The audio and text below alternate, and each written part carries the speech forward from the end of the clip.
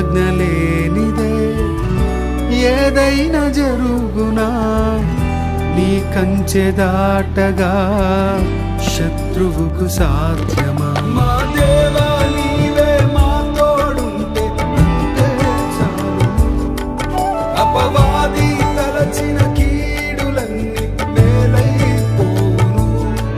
మా దేవా నీవే మా తోడుంటే అంతే చాలు